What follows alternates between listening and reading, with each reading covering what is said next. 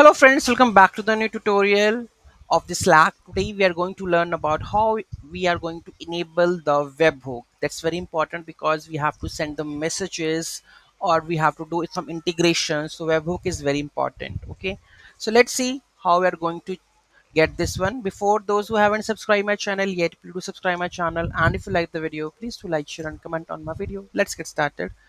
So here we have, let's go to the URL first. So here we have the Slack apps, right? So open that one.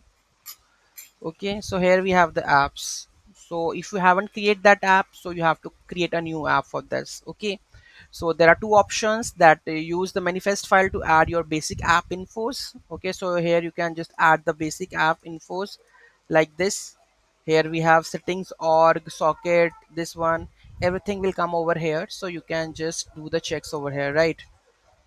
Okay, so this is the basic one, and if I click on this, so here you will get, there is that is incoming webhooks. Okay, so here you can see that there is a webhooks over here, so you have to activate this webhook, and the webhook URL will be currently there is a no webhook. Add a new webhook URL, so it will just, so channel, so any channel if you want to add, go with Slack bot or something, so you can just select a new channel, allow that channel.